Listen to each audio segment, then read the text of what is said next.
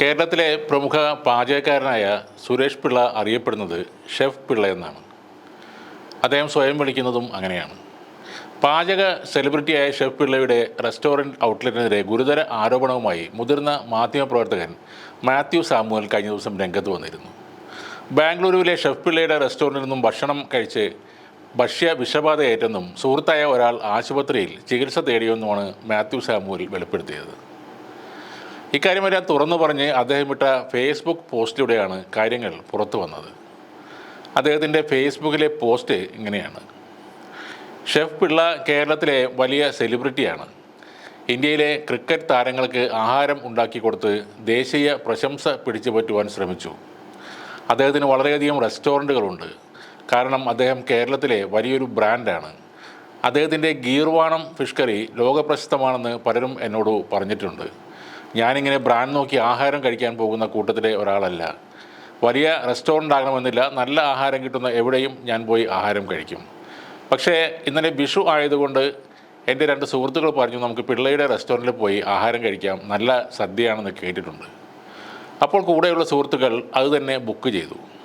ഉച്ചസമയം 1:30 അവിടെ എത്തി. പക്ഷേ സദ്യ കിട്ടിയത് 2:30 മണിക്കാണ്. ബാംഗ്ലൂർ ബ്രിഗേഡ് റോഡിലുള്ള ഷെഫ് പിള്ളയുടെ റെസ്റ്റോറൻറ്റിൽ ആദ്യം ഇലയും കോപ്പും കൊണ്ടുവച്ചു. എൻ്റെ ജീവിതത്തിൽ ഇത്രമാത്രം അലമ്പായ സർവീസ് കണ്ടിട്ടില്ല. വലിയ ആൾക്കൂട്ടമൊന്നും അവിടെയില്ല. വലിയ അലമ്പാണ്, തറ ഫോർമാലിറ്റീസും. ആഹാരത്തെ പറ്റി പറയാം. നമ്മുടെ നാട്ടിലൊക്കെ 200-250 രൂപയ്ക്ക് ഒരു സാധാരണ ഹോട്ടലിൽ പോയി ലഭിക്കുന്ന ഉച്ച ഭക്ഷണം അതിൻ്റെ പകുതി പോലും ക്വാളിറ്റി ഇല്ലാത്ത വെറും തറ സാധനമാണ് ഈ റെസ്റ്റോറൻറ്റിൽ അവർ വിളമ്പിയത്. അത് അവിടെ വെച്ച് തന്നെ ഞാൻ അവരോട് പറയുകയും ചെയ്തു. ഇനി പായസത്തിൻ്റെ കാര്യമെടുക്കാം. ഞാനത് കഴിച്ചില്ല.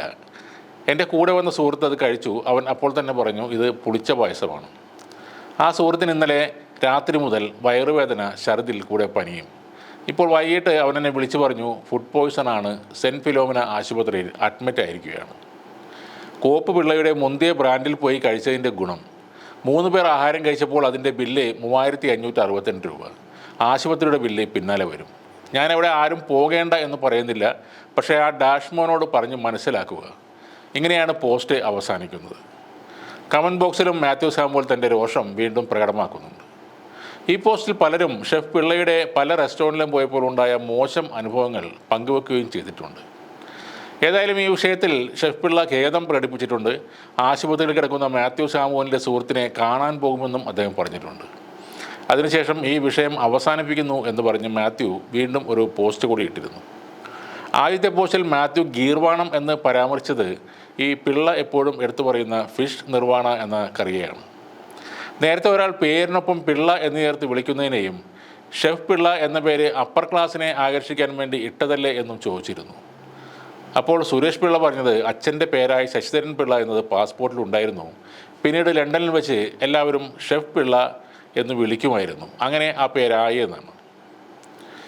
ഷെഫ് സുരേഷ് പിള്ളക്കെതിരെ നേരത്തെയും പല ആരോപണങ്ങളും വന്നിരുന്നു.